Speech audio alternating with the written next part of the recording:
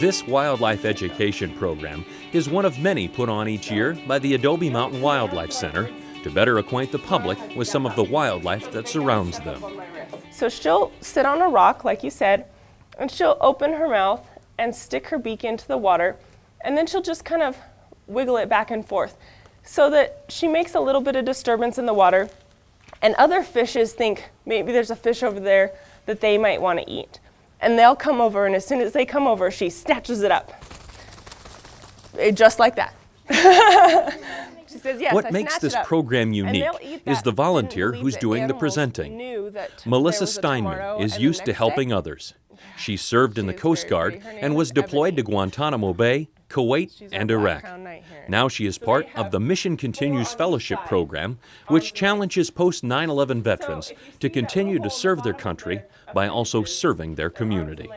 The Mission Continues started in 2008 by a man named Eric Greitens, and he had come back after being wounded in Fallujah, and he's a Navy SEAL. He came back and he realized that a lot of veterans that he talked to were having a hard time because whatever their job was or whatever they were doing when they came back to the States was not as effective, or they didn't feel as effective as they had when they were overseas. And so your self-worth tends to go down, and that leads to things like depression. And what he found was that when veterans returned and they had a hard time, and maybe they lost their relationships or they got a divorce and then ended up committing suicide, that the public saw it as tragic but didn't really know what to do about it and didn't have an answer for it. The Mission Continues became part of that answer. The program helps veterans learn how to translate their military skills and experience into civilian skill sets and allows them to find their passion for life once again.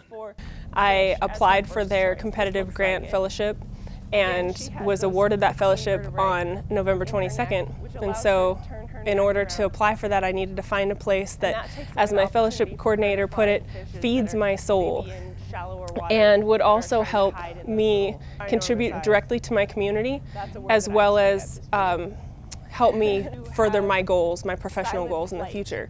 And so I came to Sandy Kate here and asked her if I could use my training as a middle and high school science teacher to expand the education program and develop new curriculum for the Wildlife Center. And she said, yes, you can. And I've been here ever since. Having Melissa here has just been extremely incredible. There are so many different facets that she brings to our program that it allows me to do some things that I've always yearned to do, but I haven't been able to because I haven't had the person with the diverse abilities and knowledge to do what she has done and what she brings into our program. She has a personality that lends and blends with everyone and every part of the project. While Melissa was deployed in Iraq, she and her crew manned small port security vessels that protected oil rigs and other military boats in the area. The stress from that duty weighed heavily on her, but not in the way you might imagine. The biggest thing for me, and I think what causes some of the hardest guilt for me, is that we didn't have, like, small arms fire they weren't coming for us. So I wasn't shot at every day, but in order to come for a big ship, they would bring explosives. And so our job was to get in between the bad boat and the good boat. And so it was a conscious decision that was being made. And what I didn't realize was that my unit had never had a female coxswain, a female boat driver, that was a tactical boat driver who could drive boats with guns on it, essentially, with that many guns on it. And so when we got over there, I quickly realized that my boat crew was being challenged more frequently than the other guys who were driving boats. And that's when it started to weigh heavily on me that just by being on my boat, my crewmen were in more danger than if they had been assigned to a different boat crew. And I think it's interesting because it really tapped in, I believe it really tapped into my maternal instinct. And so I was probably the last person that they wanted to challenge because it's an instinct, like our birds. And so they were not going to touch what we were protecting, and they weren't going to touch my men. And I was fortunate enough to bring them all home with me.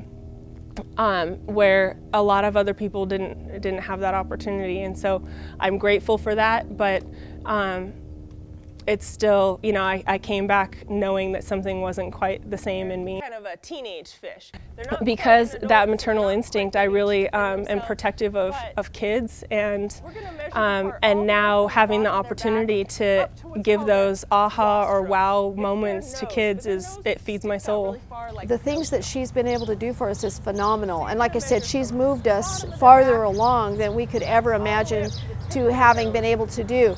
The nice part is she, as she says to people, this is something that she's giving, but it also feeds her soul. And if it's not feeding her soul, then it's not good. Well, you know, I'm learning something new from each animal and each volunteer that's out here.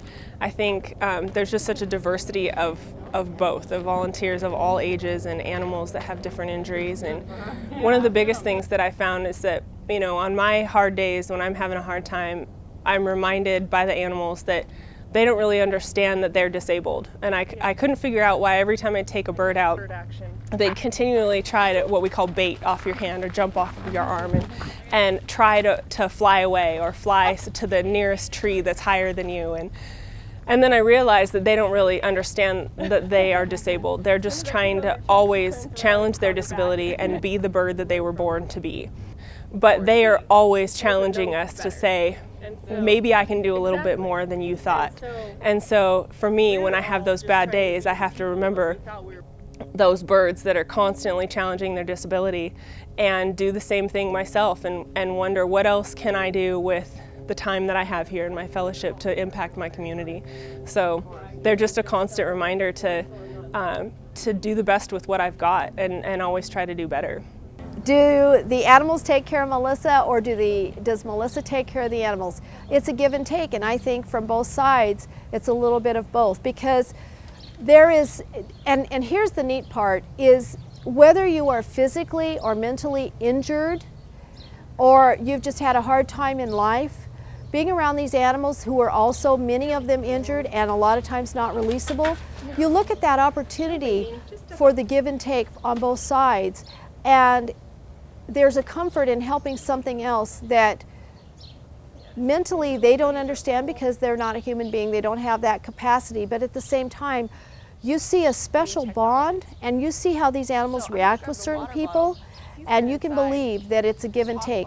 The Mission Continues has allowed Melissa to find her strengths and redefine her goals as she moves forward on a new career path.